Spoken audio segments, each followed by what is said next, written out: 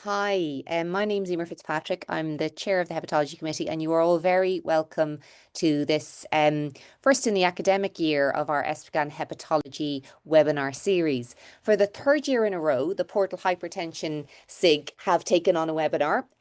Previously, we looked at diagnosis and grading, and then pharmacological management last year of portal hypertension in children.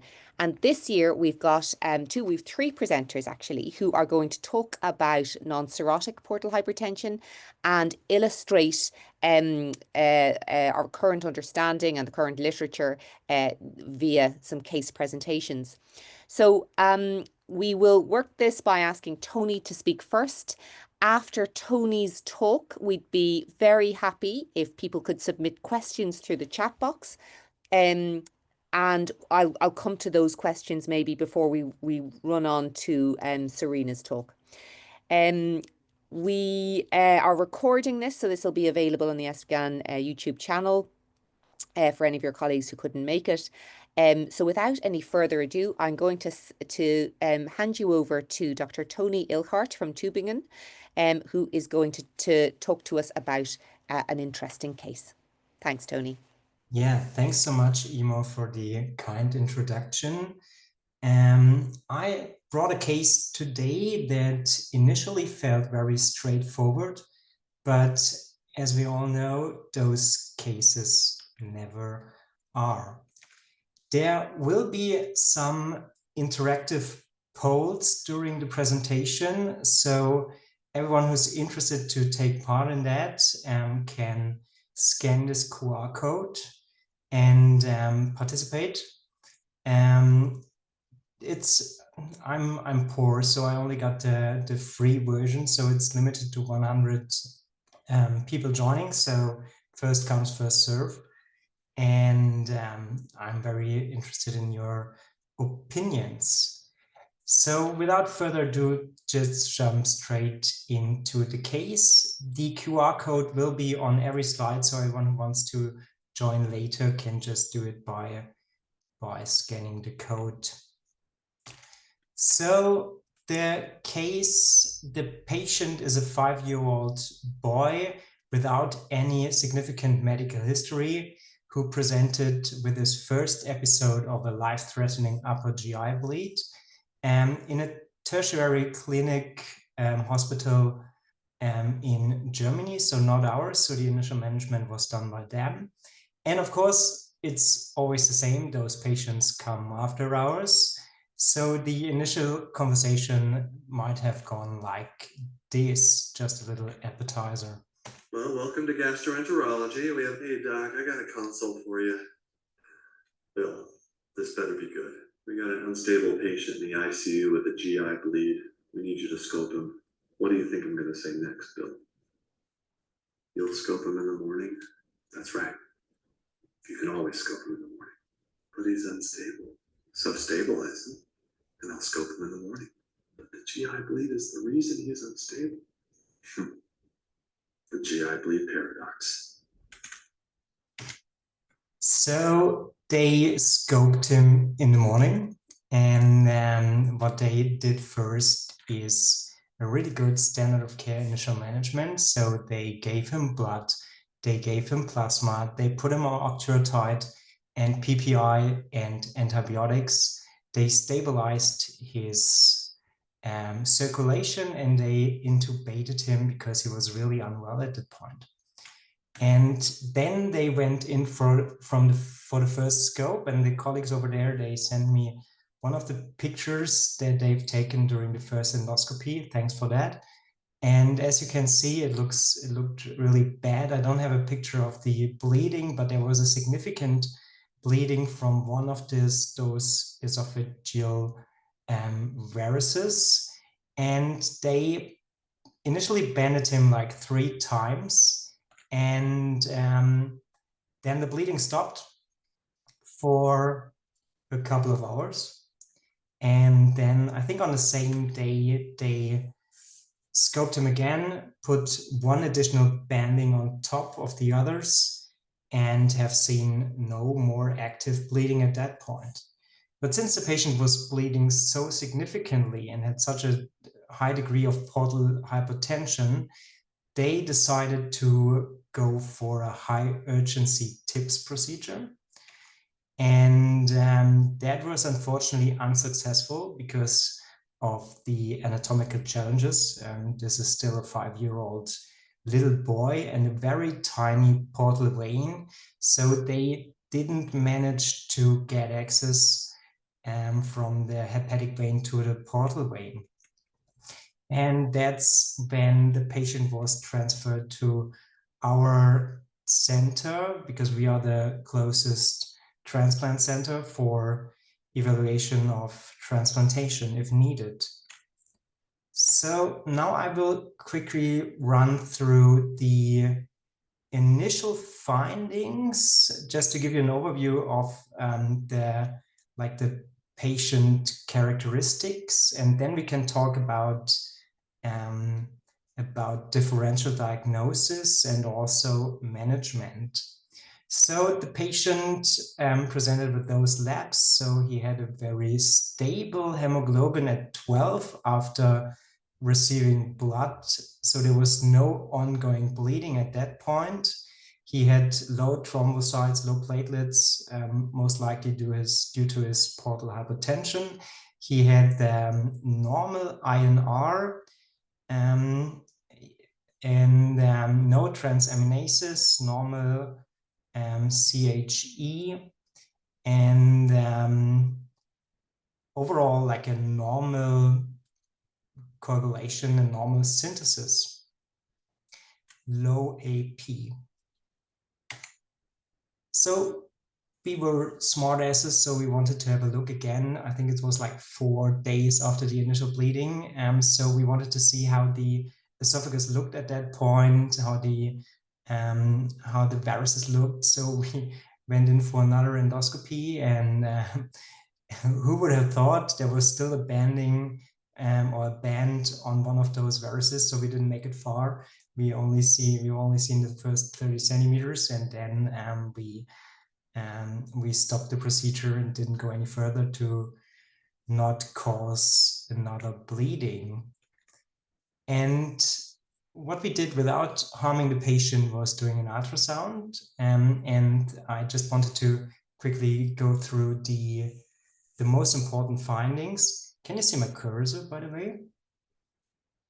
Maybe someone can write it in the chat if they can see my cursor. Yes, we can. Ah, yeah, cool. So as you can see in the first picture, there's a patent portal vein, but it has a very low velocity. If you look at this over here, it's probably around 8 to 9. We have a 3-phasic hepatic vein flow pattern, like a normal flow in the hepatic vein from the hepatic vein through the cava inferior. We had some ascites, and otherwise like a liver that looked a bit bright, but the tissue seemed to be kind of smooth and fine, so it didn't look like cirrhosis from an ultrasound point of view. And we have seen an enlarged spleen as a sign of ongoing portal hypertension at around 13 centimeters. And those are the images of the elastography with a normal elastography, which doesn't show any signs of fibrosis, with 1.33 meters per second velocity, which for those of you who use kilopascals is probably around the range of 5 to 6. So totally normal from a fibrosis point of view.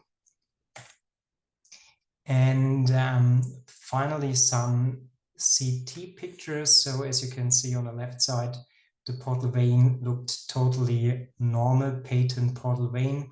You can see those varices in the CT that go around the stomach. You can see the significantly enlarged spleen. And on the other picture, which is, to be fair, not that good, but the hepatic vein seemed to be seem to be patent and normal as well. So this a quick rundown of the initial presentation. And now I guess everyone is asleep by now, so maybe you can stand up, get a nice stretch, and participate in the poll. And I'll probably wait like 30 seconds and see what people think is the most likely diagnosis at this point.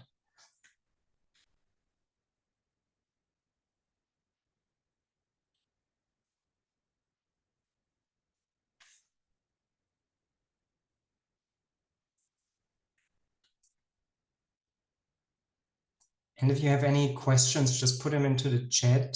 I can see the chat, so maybe I can answer them immediately.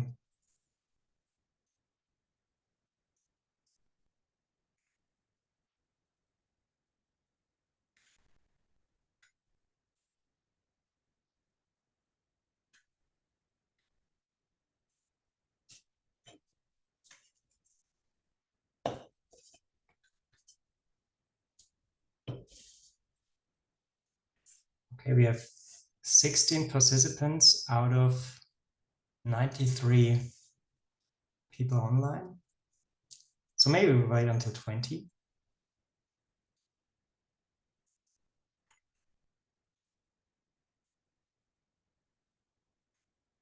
Okay, there we are. Okay, let's see. Yeah. Nice.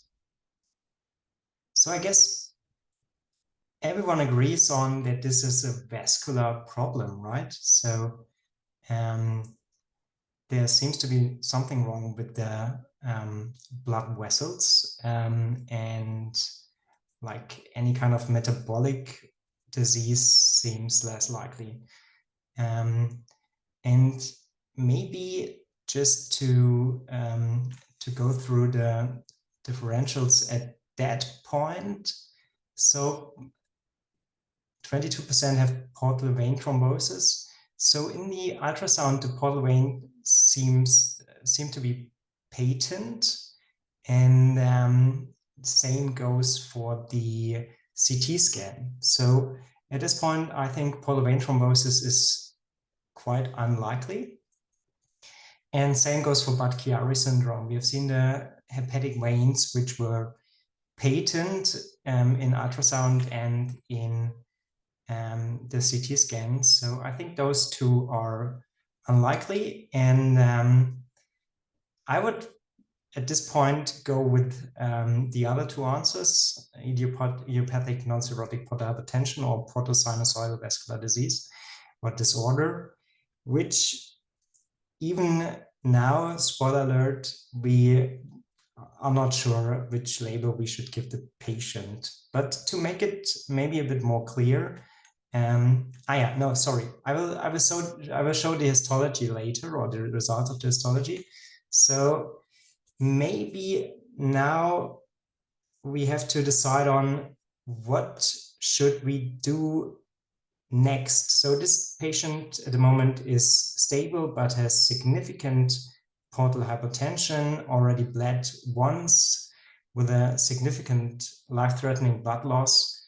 So what would people do at this point?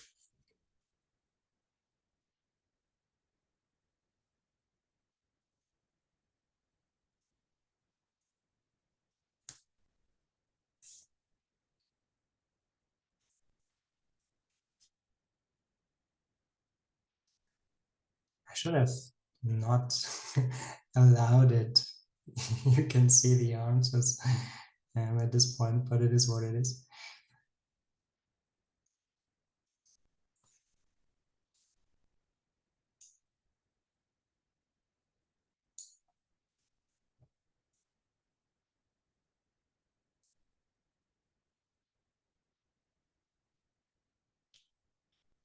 Okay, most of you put him on beta blockers and do endoscopic follow-ups and see how he is doing, which is, I think, a fair a fair point. He is now at least stable without further bleedings. And I'm going to show you in a second what we decided on. And I'm really looking forward to maybe a longer discussion later to discuss the different options, because I think it's not that straightforward.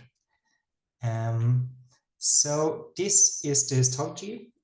I wanted to get an image, but I didn't get one in time, so I can only show you the results. And I highlighted the, I think for this case, most important results. He had marked sinusoidal congestion. He had significantly centrilobular hemorrhagic necrosis, no fibrosis, no cholestasis, no cirrhosis. So by definition, it's already non-cirrhotic portal hypertension, right? And the pathologist said he thinks it's most likely Budd-Chiari or veno-occlusive disease, which makes sense because of this significant sinusoidal congestion.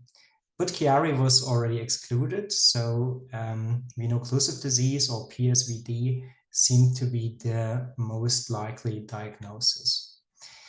So what did we do? We did something that people did not vote on, so maybe we have to think about our management. We tried the tips once again, I think around 3 weeks after the initial bleeding. He was still stable. He didn't get any further bleedings, but he had those significant varices. He already had a secondary prophylaxis with banding, so we didn't put him on beta blockers back then, which definitely can be discussed. We went for another TIPS initially as a bridging therapy. And what our radiologists did, they did it in a rendezvous technique. So they got 2 accesses, one through the spleen, as you can see on the left side. There's one catheter going into the splenic vein directly in the portal vein, showing the branches of the portal vein here. And then they put another catheter into the hepatic vein from the transjugulary. And then they established the access through those 2 catheters. And you can see here like the whole, like the catheter going all the way through from the hepatic vein into the portal vein, showing a nice image of the whole portal system. And you can see here those significant enlarged varices around the whole portal vein and the stomach and also the gut. And they established the access, then they put a stent in. Maybe Annamaria can explain it later in more detail and maybe way more sophisticated than I can. But the stent was put in. That worked quite well. And what they decided on, since they have seen those huge varices, they decided to also occlude the main feeders that went up to the stomach. So they put a couple of coils in and occluded 2 of the main vessels. And then on the right side, you can see the plugs that they put into the splenic access to prevent bleeding from this side. And that's not this patient, but I like the moving image. That's how this is a 15-year-old patient that got a TIPS, and you can see here pretty well how the portal vein is colored due to radiopaque fluid, and then you can see how it really well flows into the hepatic vein.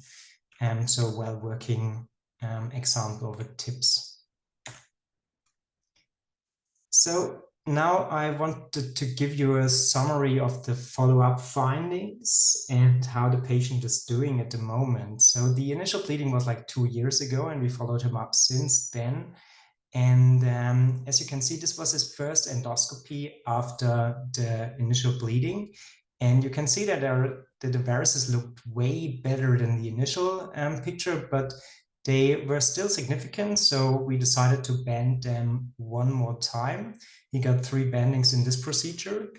And these are his most recent endoscopic findings. And as you can see here in those very bad pictures, sorry for that. As you can see here, there were no significant varices anymore. Also no significant gastric varices, not even significant hypertensive gastropathy. And also the duodenum looked quite normal. And one major concern of the TIPS procedure is hypermonia. So we followed up his ammonia levels quite carefully. And he initially, that was in the bleeding episode, had ammonia levels around about 100-ish. And the highest that he got was 120-ish. And since then he's around, something between 80 and 100, which I think is acceptable after TIPS procedure. And his INR stabilized around 1.4 to 1.5. But still, like, he now has at least some impairment of his coagulation. So synthesis might be a problem or will be a problem in the future. And it's not all about bleeding and portal hypertension. That's not all that is important in a patient. So we also monitored his weight gaining and his length gaining, and he's doing quite well from this perspective. So he's thriving pretty normal. And he is also doing very well from a cognitive point of view. He told me a couple of weeks ago that he won a national mathematics competition. So maybe a bit of ammonia is not that bad, but we don't know what he could do without it. So maybe he would be even smarter, but at least he's doing well. Unfortunately, we have seen that his spleen got bigger over the months of follow-up. So he now has almost 15 centimeters of spleen size. And the most likely reason for that is that his portal hypertension is not that well treated, because the hepatic, the TIPS has a significant increased flow of 2.5 meters per second, which most likely comes down to TIPS stenosis. So we decided to put a balloon in there, or the radiologist did, and they dilated the TIPS once more, and they even they measured the pressures, and the portosystemic pressure gradient went down from 9 to 5 millimeters of mercury. But I mean, even 9 millimeters of mercury is already quite low. So I don't really know how much of an impact that had, but it was at least a successful procedure. But this is him at the moment. So a last follow-up, almost 16 centimeters of spleen size, and the same velocity in the TIPS shunt. So still ongoing TIPS stenosis or insufficient flow over the TIPS. And that's essentially where we are at the moment. And I think there are a lot of different ways to approach it from here. So I'm happy to hear your opinions, what you would do next after we did everything not as you recommended in the first poll. So what do you think? What would you do at this point?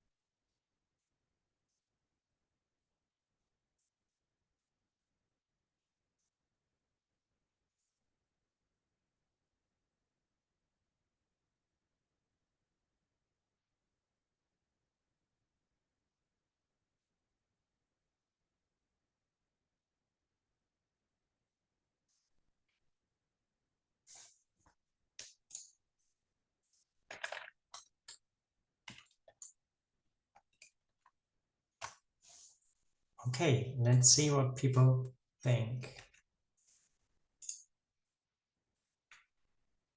Yeah. Awesome. So most of you think we should just wait and see, since the patient is overall doing well and is very, very stable. And TIPS dilatation is the other thing that we discussed a couple of times. Since it's just that our radiologists, they were like, look, we did this once and it didn't work. So it's probably not going to change much. Maybe he would even need TIPS replacement with a bigger tips, and then is the question, how harmful would that be in terms of hypermonia? So at the moment we decided to do the same as the majority of you suggests, to just wait and see and be careful if he deteriorates in any direction. Transplant, I think it's not the right time for that. But to be fair, he is on our transplant list, not active, but he is at least prepared. So if there's any signs of deterioration, we can activate him on the list, and he might get something might get a liver rather sooner than later. And beta blockers, yeah, could be done. At the moment, his varices are not the main issue, but maybe they would help in either the progression of the disease or the other signs of his portal hypertension, like the ongoing increasing of the spleen size. So yeah, maybe he might benefit from beta blockers. And now this is already my last slide, because we also did a whole exome analysis of the patient, because there was already some family history of the mother had like a tetralogy of Fallot, and the father had something as well. So, and he had this unclear liver situation. So he got genetic testing, and what we found was a most likely pathogenic change in the NOTCH1 gene, and this is in humans only described in some kind of skin and bone issues, but in the knockout mice, it can cause changes in the endothelial cells of the sinusoids, and can also cause non-cirrhotic portal hypertension. So maybe this is a hint on how he ended up with this disease. Okay, and now I'm happy to go into the discussion. So if you have any questions, just put them into the chat. By preparing the case, I had a couple of questions myself. So what do you think? Can we do any additional diagnostics at this point? And I mean, we usually do TIPS as a bridging therapy to transplant. Now we did the TIPS and it worked out well, and it's not bridging anymore, right? If we would transplant him 10 years later, is this still considered bridging? I don't know. And but yeah, to be discussed. And then, since it came up a couple of times already in the polls, should he just be on beta blockers or not?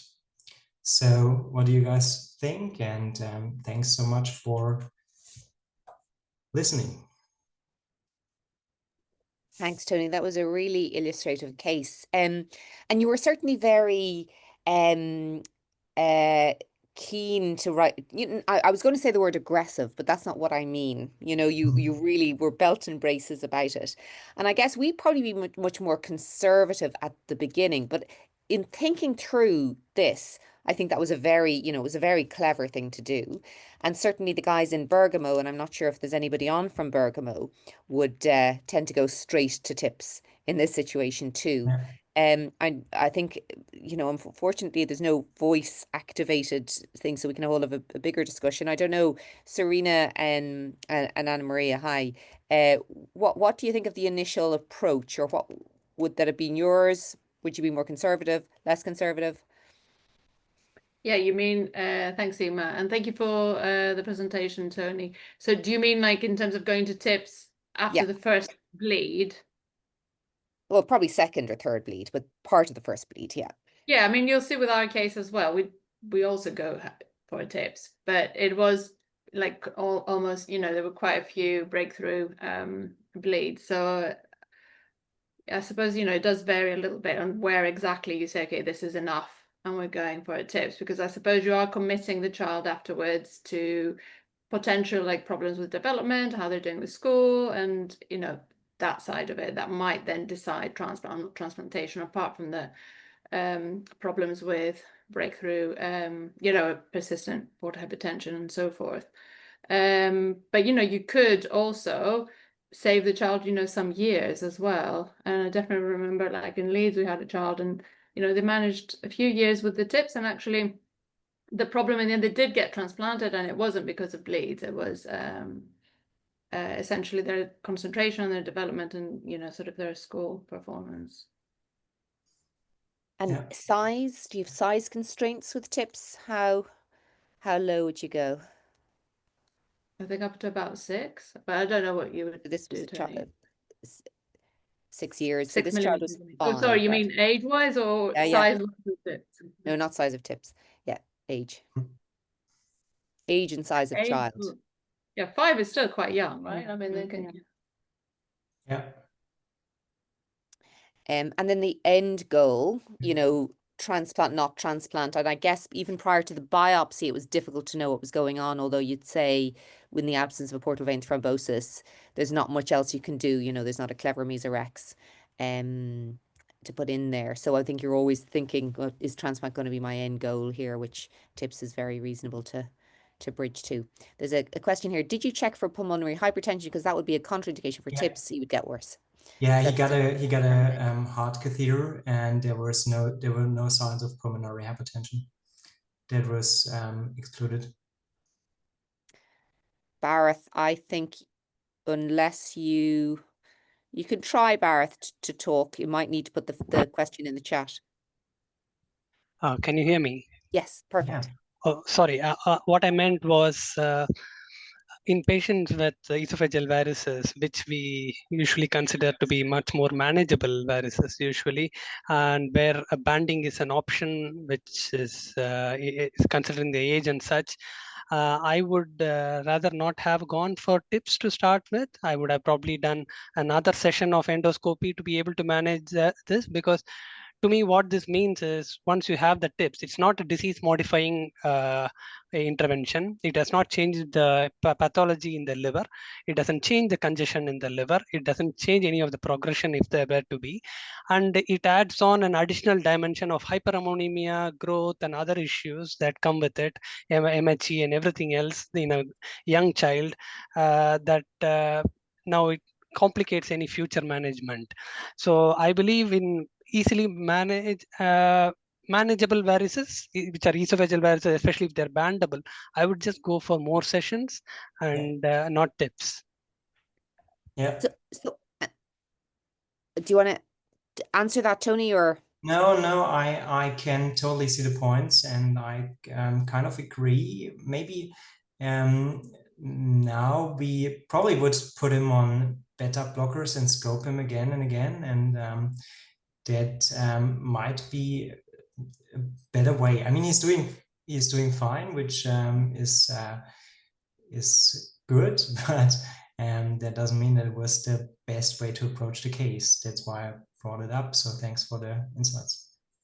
Yeah, totally. I mean, I think, there are certain centers that would be, would absolutely go one way and some that would go the other. So I don't know that we have a right or wrong answer. So Bareth is saying that beta blockers may decrease flow through your tips. Okay. So I don't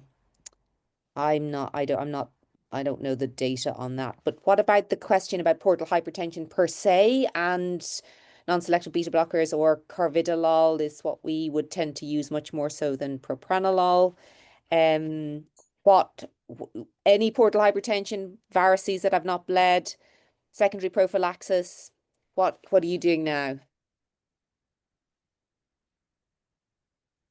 Sorry, pardon. Who do you start? Any portal hypertension with varices, Yeah. varices that have bled. Who do you treat? So now we treat. I think this was 3 years ago, and I think our management changed within this time frame. So now we put all on beta blockers with significant varices as a primary and secondary prophylaxis.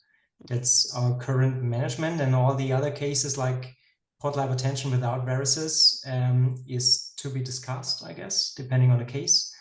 But significant varices and bleedings are an indication at the moment. Pity we don't have a Slido for this, actually. It'd be interesting to see what people do. We do that too. Thank you, Toni. That was super. I think in the interest of time, we might move on to second case from King's College Hospital. So Serena Chiarani and Annamaria Deganello, who is our wonderful radiologist colleague. So Serena is a pediatric hepatologist at King's. Do you want to take it away there, Serena?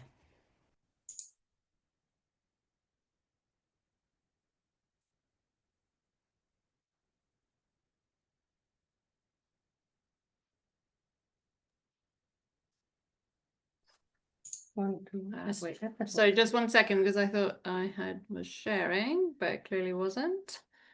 Just give me 1 second. No, but I need to open this. We had it all ready. Yeah, no.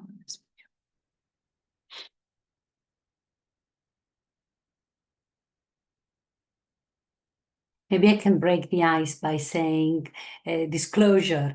I'm not interventional radiologist before you get your hopes up. So I can comment on some of the, the tips findings, but Toni has done a very good job at describing it already with his patients. And perhaps don't expect any more further technical details on that. Is this sharing now?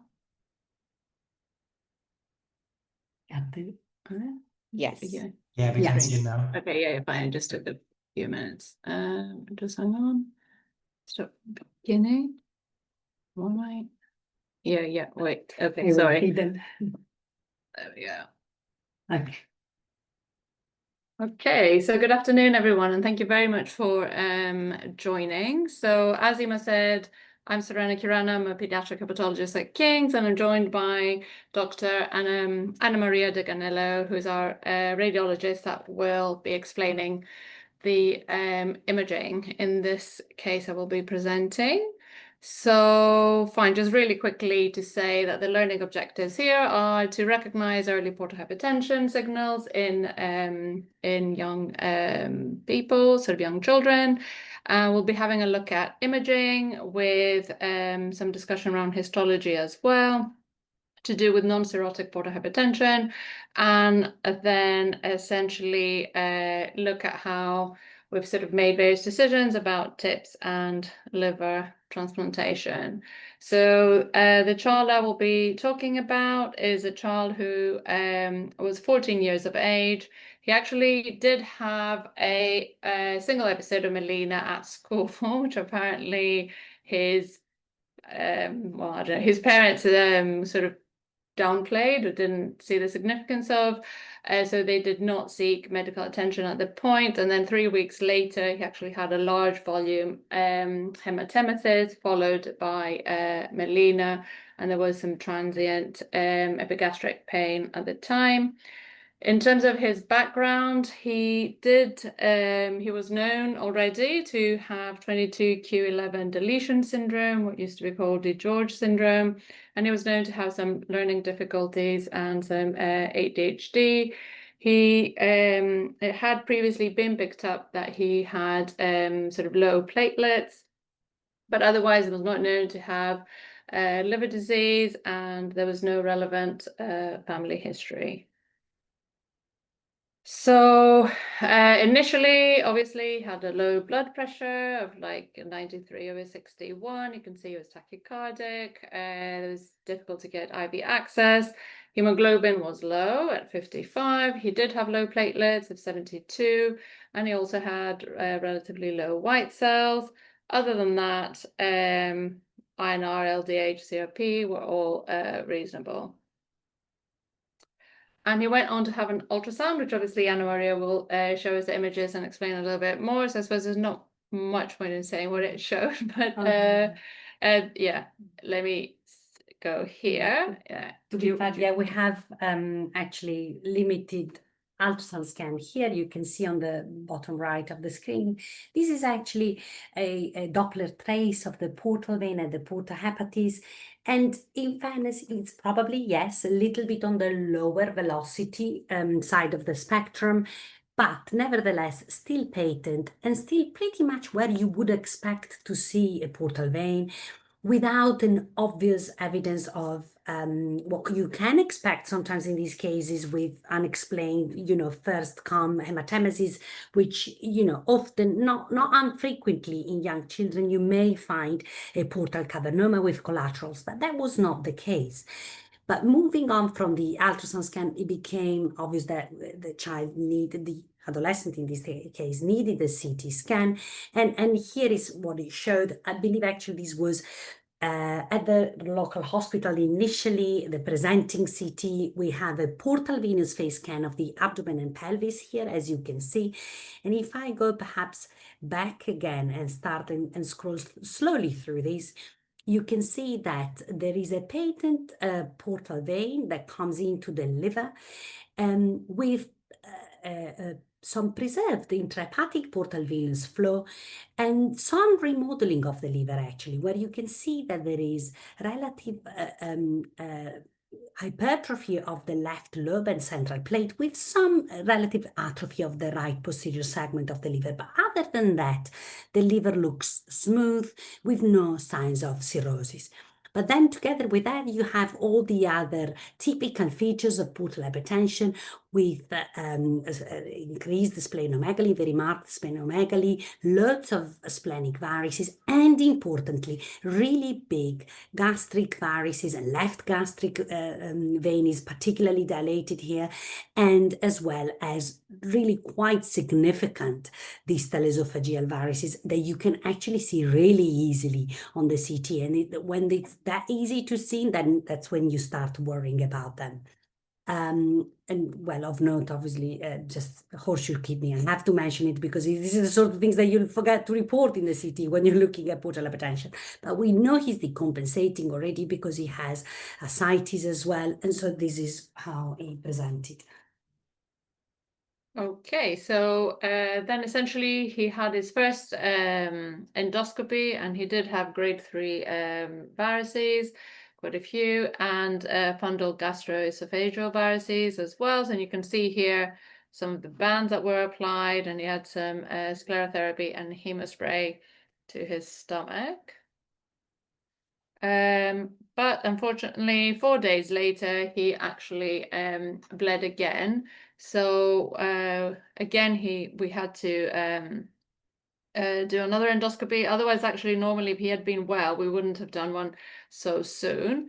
And at that point, he had mostly some hemospray applied, and no further banding was done.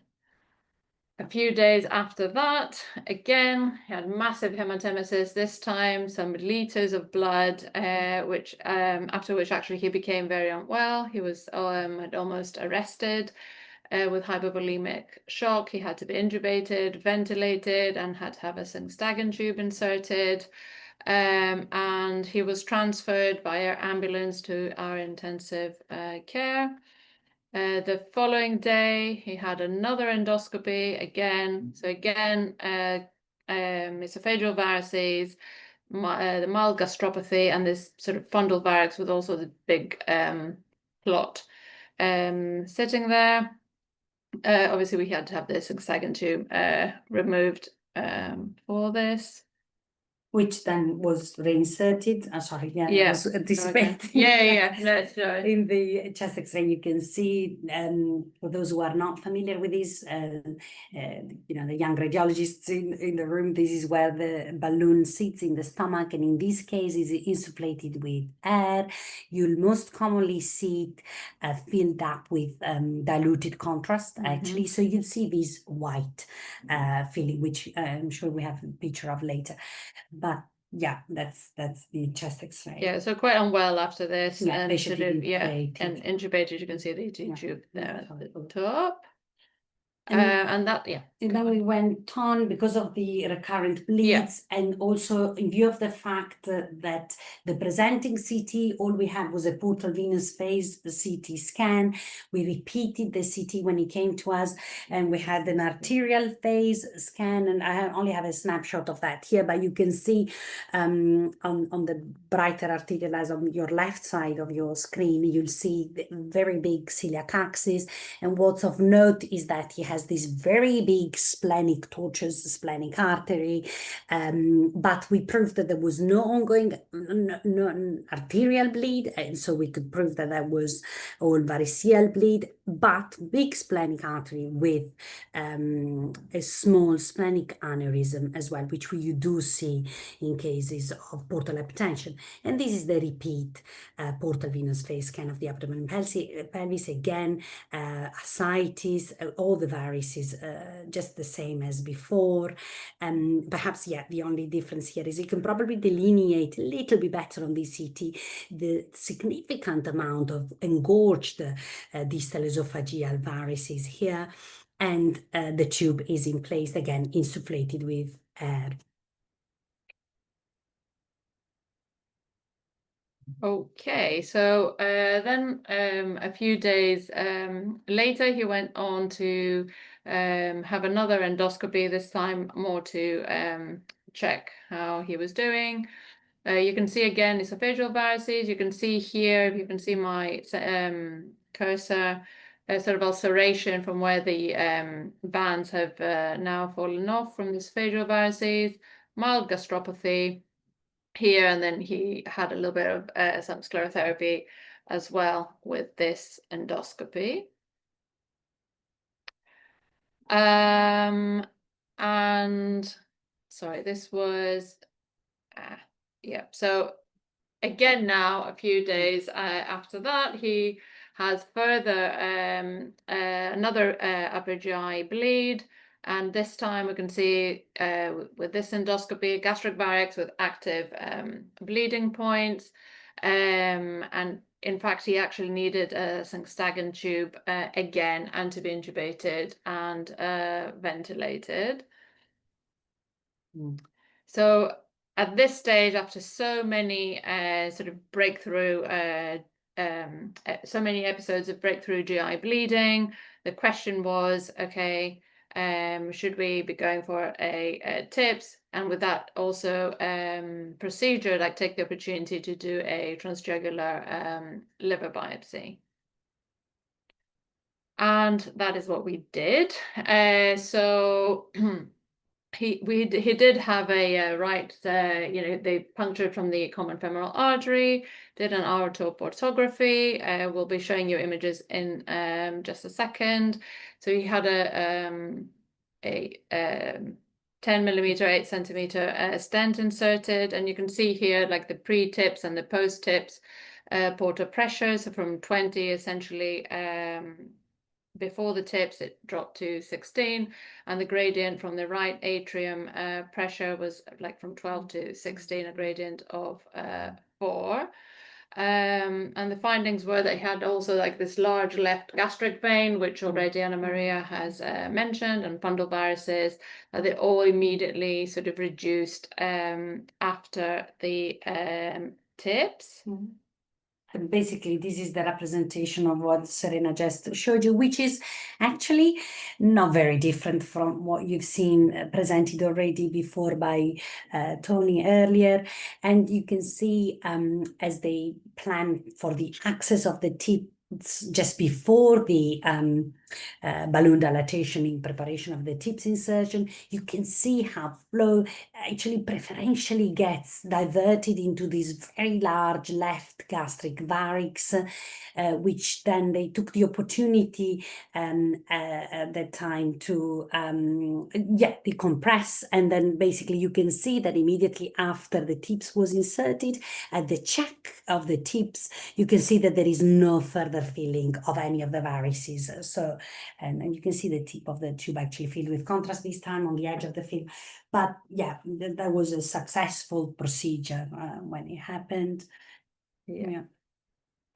Right, and then as I mentioned, we also wanted to do a biopsy with this procedure. So he had that done, and essentially that showed that there was no significant fibrosis, there was no significant inflammation or steatosis or cholestasis, and that the features essentially were consistent with portal sinusoidal vascular disorder, and more specifically, there was variability in the liver cord breadth, so very much looking like nodular regenerative hyperplasia in areas. There were these unpaired arterial-like vessels in the lobules that can be quite characteristic of this. There was mild ductular reaction with some bile duct profile duplication. In some portal areas, there was minimal ectasia of the portal venular radicals, and the terminal hepatic venules were normal. And there were also some few other little things like very occasional extramedullary hematopoiesis and a little bit of Kupffer cell erythrophagocytosis.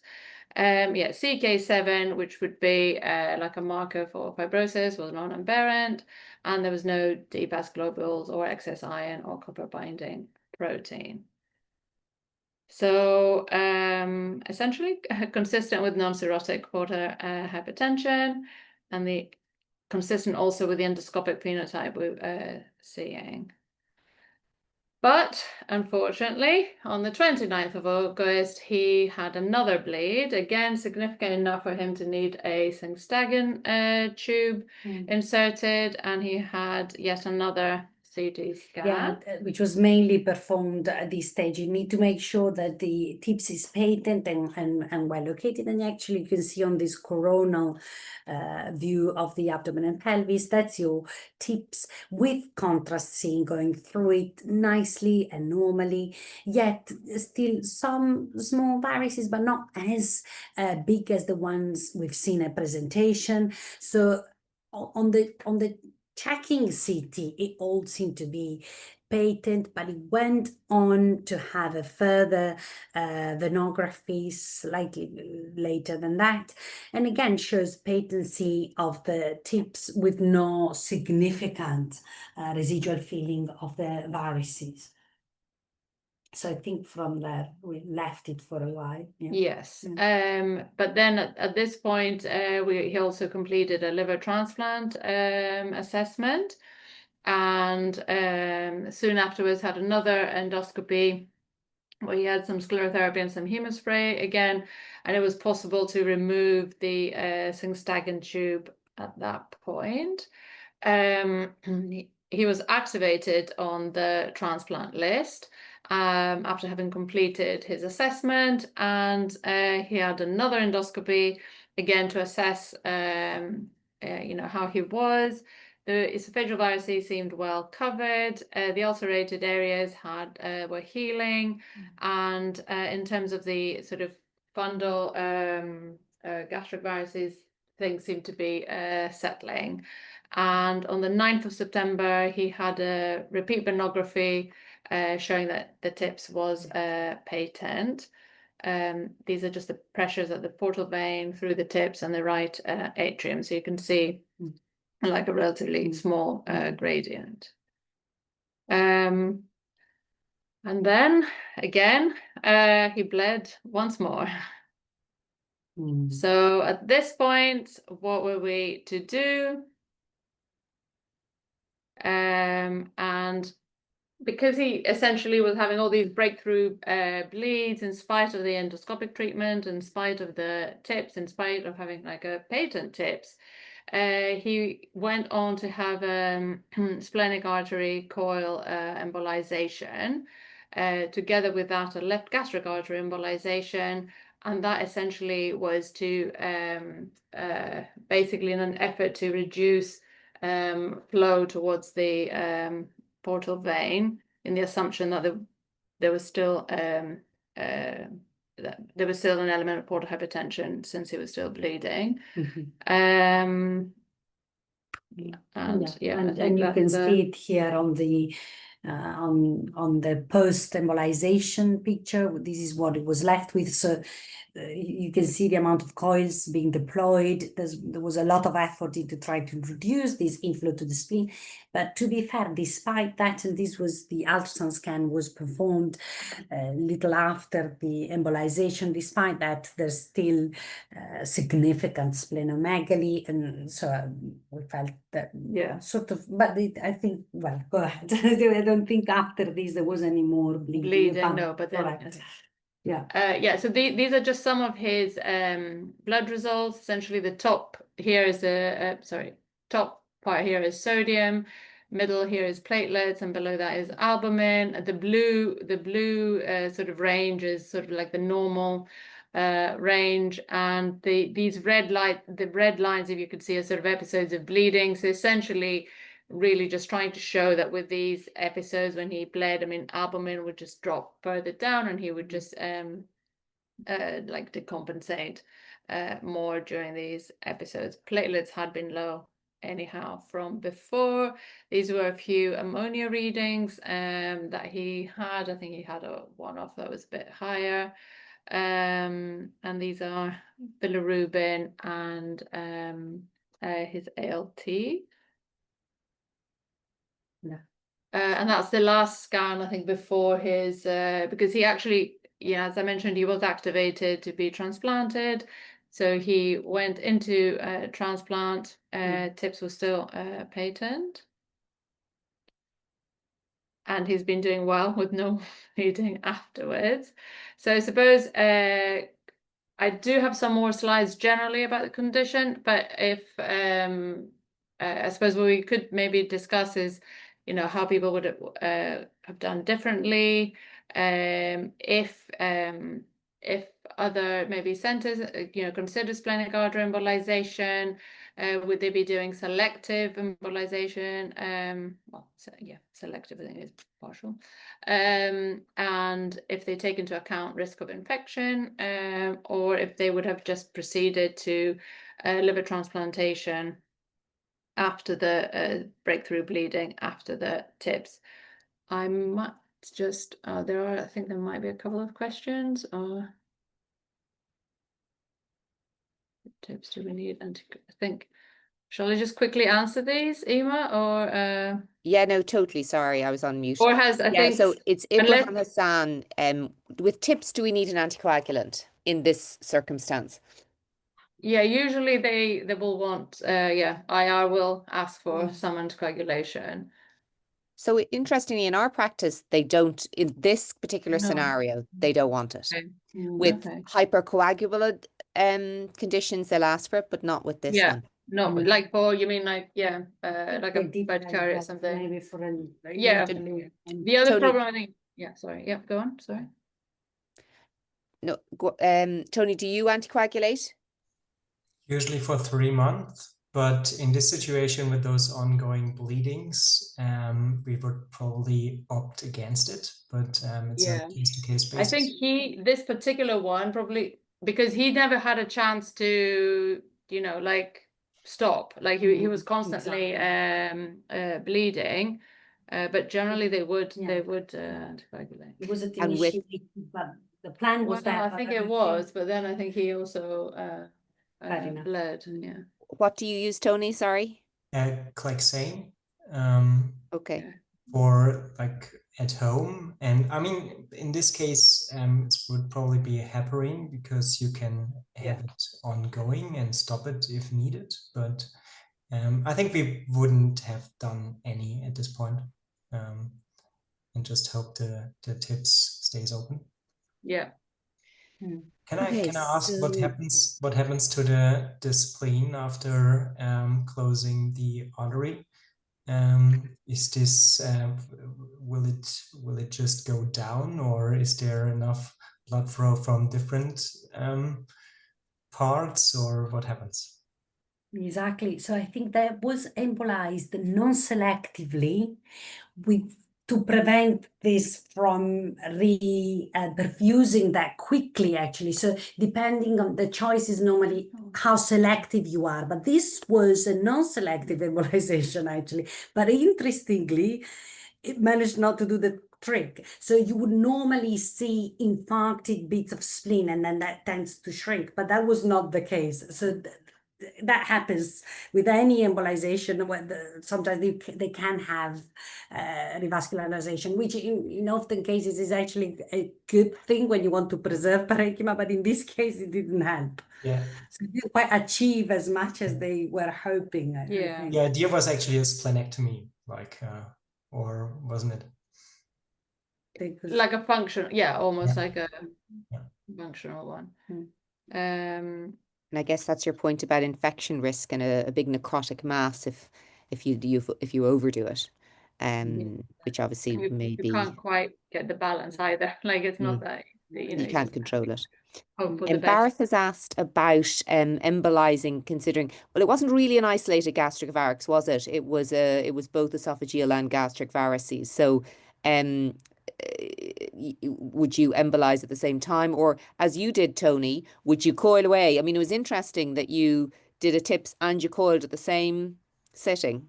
Yeah, because we had Why? the splenic access, right? So I think it was possible to do it. And this was, I was wondering if it would have been possible in this case before TIPS. Also in our case, actually, before TIPS, go for like a occlusion of the main feeders, which may or may not help. I think we have done that at times with other children, but I think this here, I think for him it was just this constant sort of quite significant bleeding, essentially. Yeah, we have in other cases. Shall I just quickly run through a few more slides, or? Could I just ask you about the workup in terms of, Toni, your genetics were really interesting. Should we be doing genetic panels on these kids or exomes? You know, would you touch on that, Serena, in terms of etiology? Yeah, I mean, for him, we already knew he had like the George syndrome, which I suppose in a way, you know, is linked with some sort of cardiovascular abnormalities. And then in other genetics we've done on him was like to do like with thrombophilia screens and things like that, which was essentially clear. Yeah. One more question. Thanks for the presentations from Henrik Arnold. Any experience with Danis stents, Ella, in older children as an alternative to Singstacken? Do all centres still use Singstacken? We've not used a Singstacken for the last 10 years. We're using Singstacken, yeah. No experience with Ella. That's interesting. We don't have any. Can I ask about the esophageal balloon as well? Sorry. The esophageal balloon was up when that child was transported to you. Is that something you would do? Yeah, not usually. I think this was done by, you know, another hospital, but usually we wouldn't. No. Yeah. Just the gastric balloon. Singstacken is interesting. I think we have like one somewhere in the hospital, and we haven't used them in quite a while. But Tassos already presented a case a couple of months ago at our meeting, and he used them quite regularly. So I imagine him like walking around with a Singstacken in his pockets all the time. Well, it felt like that for a while. It was, touch wood. It's been a little bit better lately, but yeah, I think roundabout when this child was there was a lot of Singstacken. As you said, it felt like we were just going around with one. Yeah. Yeah, anyway. It's not at Karolinska.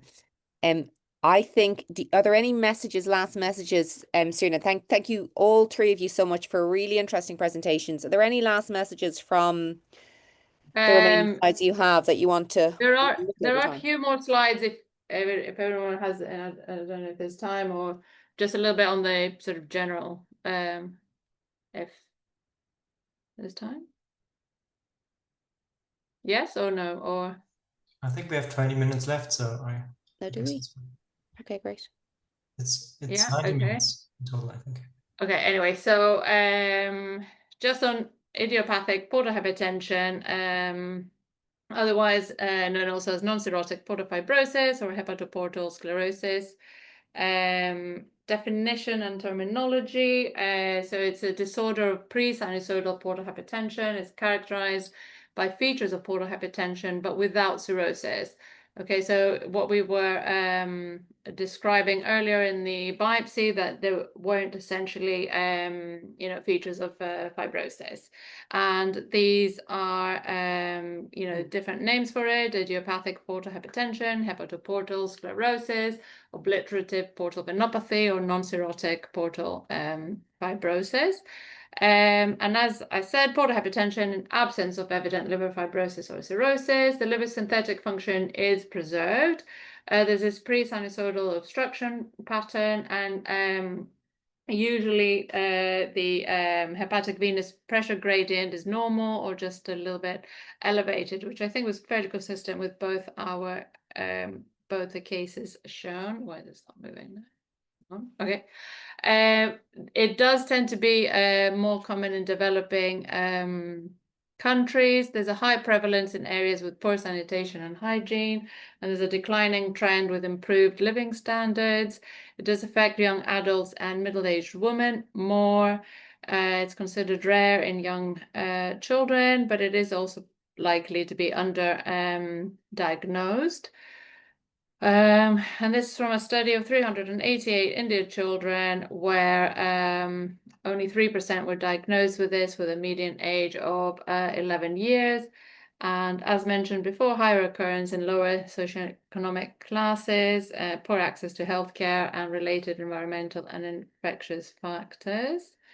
Fine, so a variety of etiologies like infection, intra-abdominal infections that may potentially affect portal vein drained organs, septic embolization to liver causing portal pyemia, perivenular sclerosis or thrombosis, obstruction of small and medium-sized portal venous radicals, prothrombotic conditions. You have a high prevalence of portal vein thrombosis in autopsy studies, association with prothrombotic states, and a genetic predisposition to thrombophilia.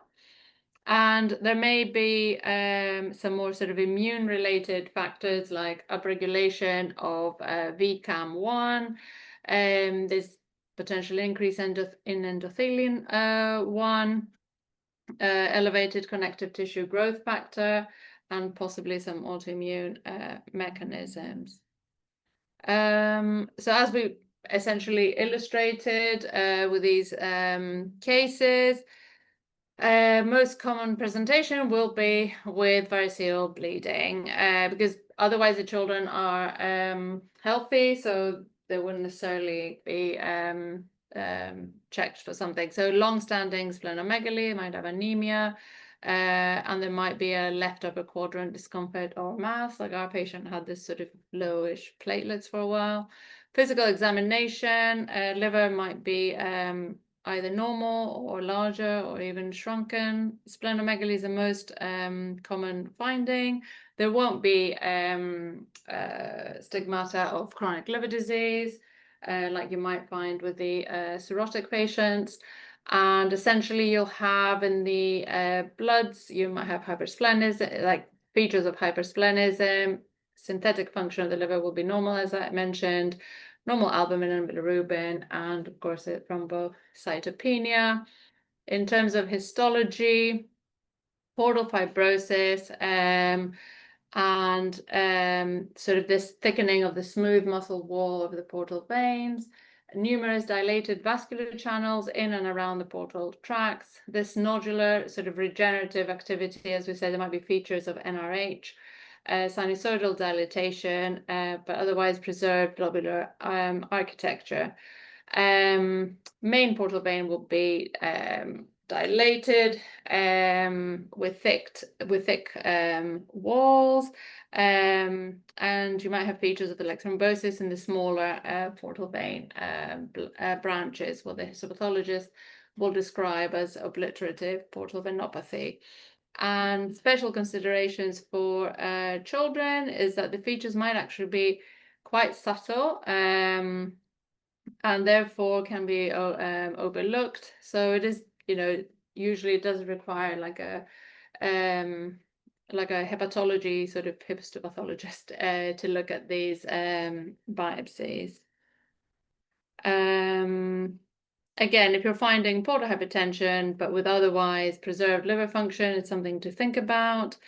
You would obviously have to go through your workup to exclude other causes of portal hypertension. We already went through sort of the various imaging that you would need to look at to exclude, to ensure that the portal vein is patent and that aspect of things. And you would need a liver biopsy would give you your sort of final confirmation. You might need pressure studies, as I mentioned, and then I think, as you saw, our patients all had ultrasounds, CT scans, GI endoscopies, and biopsy when you can. In terms of management, the main focus here is obviously the, controlling the bleeding. If in terms of primary prevention, if you manage to pick this up early, then you could be using beta blockers, and then surveillance with endoscopy and potentially like endoscopies and prophylactic treatment. But then again, if you have like acute bleeding, then you'll need what you saw in these illustrated in these cases with stabilizing the patient hemodynamically, using vasoactive drugs, endoscopies, and so forth. And again, the standard sort of in terms of using banding, sclerotherapy, and beta blockers. And then for the more severe cases that are not responding to this management, then considering things like TIPS, like you saw in these two cases, other types of portosystemic shunts, and then finally liver transplantation, which is rarely needed. And in terms of prognosis, that's generally good. Most patients will not show disease progression, and long-term survival is excellent, and quality of life can be maintained if particularly, obviously, the GI bleeding is controlled. The main thing, I suppose, is knowing and just having a high index of suspicion when you have signs of portal hypertension without any other features of chronic liver disease. And as we mentioned, just focusing on controlling the bleeding and ensuring that there's an MDT approach. So that is the end of these slides. Yeah, so thank you. Yeah, there's no That's super. Thank you, Serena. We two more questions about the same thing and about endoscopic ultrasound and coil or glue. Is that something that we don't use endoscopic ultrasound, and we tend to use coil rather than glue for the smaller children. Yeah. And I guess getting the EUS down, particularly the smaller child, unless you're using a not for purpose. Yeah, people do that. Yeah. Yeah. But It's something the very small ones, it's difficult. Yeah.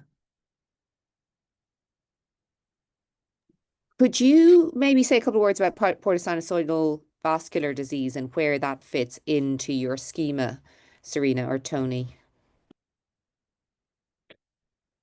What do you mean? So the concept of portosinusoidal vascular disease and whether we should be using that term rather than non-cirrhotic portal hypertension, what that means. You mentioned it, Toni. That that the definitions are Yeah, no, there's a very good paper by Guattari et al. I recommend it to everyone. It's from 2022, and they recommended to use the term PSVD for all the cases of vascular pattern histology changes with exclusion of other causes. I think we should use it more if we exclude all the other things like Budd-Chiari and portal vein thrombosis. From a management point of view, I think it makes labeling the patients probably more consistent. More like a, yeah. But I'm not sure if it changes much in terms of management, because I feel like the management of all those patients is kind of the same, nevertheless, the label, but I'm happy to hear your thoughts. Yeah, I think most histopathologists would switch now to sort of PSVD, isn't it? Like when they're looking at biopsies and things, but as you say, yeah. I actually asked our pathologist to have a look at the histology again and say, can we also call this PSVD now? I didn't get an answer yet, but let's see what he says. Isabel Costa's just asked about genetic investigations, and I'm right behind you, Isabel. I mean, I'm dying for some sort of a panel to try and make sense of this. I think saying this is idiopathic is just no longer in this kind of genetic age I agree. acceptable, you know. We got to try harder. Yeah, I totally agree on that. I think all of those patients which don't have a real explanation of the disease should get an exome or even a genome, if possible. I don't know if a panel would work. Like looking at our case, if we say, look, this can be something that we only see in the mouse model and we haven't established it yet, I think it would be very hard to set up a panel if it's not described in humans, because we don't know enough. So maybe a genome would be the best way to do it. And Toni, with your case, it was actually like the parents also had vascular disorders, didn't they? Like yeah, and the mother had a vascular disorder, and she is also she also has the Notch1 gene change, and it's already described as having a very very high it can be very, very different from patient to patient. So that might be something. It can be totally unrelated, but yeah, I totally agree on genetics should be done in all those cases whenever possible. Can I ask another question about hypercoagulability in these patients? I mean, we're not talking about a plain old Budd-Chiari as per CT scan, or but you know, is that your sense that there may be a hypercoagulable portion to this? Yeah, I mean, I'm not aware that is that like a specific sort of not disorder, like a specific dysfunction. From the patients we've had, it just tends to be the usual sort of slightly lower protein C, protein S, like nothing really like, an actual sort of hard diagnosis. Yeah. And our histopathologists, at least, they do ask for it. They do ask to, for testing, but I'm not sure that we've actually come up with something sort of more specific. I don't know if Toni, you've had something different. No, we do a screening of hypercoagulative states in all those patients. It's usually unconclusive, but it might play a role. We had another patient which had more like an SOS, veno-occlusive disease pattern. And I mean, they come with those, like even in the histology with the blocked vessels, and it's might be more important there. But is this like a primary correlation problem, or is it a secondary effect due to something? Yeah, I'm not sure. But also maybe the patient should definitely get a good screening. yeah. Usually they do, yeah, isn't it? Yeah. If there's any more questions from the audience, now would be a really good time. We've just a couple of minutes left. Hopefully while people are typing, just, you know, a last thought about, for both these kids, the likely outcome here is going to be transplant at some point in time, right? I mean, the difficulty with living with that massive spleen, hypersplenism through potential, I think we're both boys, but pregnancy, all of that, really tricky. I mean, what are your thoughts about when and how and what will precipitate that as a press go? So Renee, I think go first. Oh, sorry. Yeah, I'm sorry. Sorry, go, Toni. You can go first. I was just saying that it really depends on yeah, I think the majority would not get transplanted, isn't it? Like, so but also the majority probably wouldn't have such significant problems with like constant bleeding and so forth. So if, you know, if they're diagnosed and they stabilize and it's not something, you know, that's progressing, then they wouldn't really be transplanted. I suppose it depends on the, you know, how controlled or not the situation will be. Absolutely. I think it's timing of transplant in those patients is it's a very difficult question. Decompensated portal hypertension from whatever perspective, like even having ascites that is not manageable, or bleedings, or infections, or failure to thrive. I think that's another factor that we should be very cautious about. But yeah, still then it's very hard to establish like really good cutoffs where you say, look, now is the time. I think it has to be on a patient-to-patient basis, with everything included. Yeah, but it's a very good question, and yeah, very hard to determine. I think there's mention that large beta blockers in all viruses. So that, oh, sorry, I'll read this last question here. Beta blockers in large varices, does that also apply to portal cavernoma with easy to manage varices with no interval bleeds? I guess we haven't done the study, have we? Do you use them in easy to manage varices to prevent the need for primary prophylaxis by banding? Yeah, Barrett's point is you're not trying to delay decompensation, but, you know, multiple scopes has its own downsides. What is easy to manage varices? Would that mean like varices that need bending or other interventions, or is this like just looking at them and within certain timeframes? Brett wants to be unmuted. No, Barrett, you've run out of tries. I can't. I don't know how to unmute. We don't know how to do it. If you're, I mean, we tend to use. Can you hear me? Anyway, Yeah, we do. Can you? Okay. So what I meant was, in patients with chronic liver disease, you're trying to do two things. One is prevent bleeding, and at the same time, delaying the ascites onset, the decompensation. So it works well. That is where the data comes from, the PREDICE trial, and that is where you're using it in every patient where you find a varix, large varix.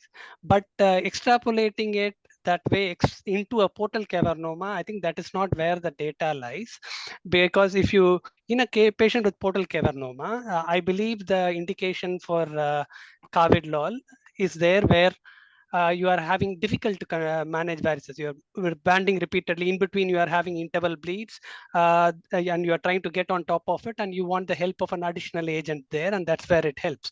But if you are having varices that you can band and you can get downgrade, and you are doing well at that. Adding carvedilol in addition does not add anything, because here the liver is not going to decompensate. That extra advantage on which carvedilol was advised in every chronic liver disease based on PREDICE trial does not apply to these patients. So we should use them because any additional thing, because there's no data today to say that using carvedilol prevents the occurrence of new varices. It can help you manage the bleed, but it will not prevent the development of new varices. I think the question about it was a bit more general, though. I'm not sure that's how I read it anyway, but yeah. I guess, though, we do need to consider the downside of multiple general anesthetics, because that's the only way we can treat our patients. And of course, the answer is that we need our own study, which is, as you know, extremely difficult to organize and conduct. But this isn't, you know, I think it's difficult to be absolutely right or wrong about this particular issue. You've got to play the risks and benefits of both sides. Yeah, I agree. I mean, at least you have to decide on some kind of primary prophylaxis. And I think there's nothing wrong with going banding only if you wouldn't expect an additional effect on non-selective beta blockers. But at least you should do one of them, which I think you asked about. But also, like from my experience or our experience, the beta blockers are usually well tolerated. So I don't know what the other think. I think it's not a drug that we have to be very careful about in terms of side effects. So if there might be a benefit, an additional benefit, maybe we should just go for it. But as you said, Emer, we are missing the trials to kind of really, establish that. So on that happy note, I think we better draw this to a close. Thank you so much, Toni, Serena, and Annamaria, and to the audience as well for your interaction and for turning up on a Tuesday afternoon. Our next webinar will hopefully be next month. We'll get the date out quite soon. But for now, goodbye and thanks again. Thank you so much.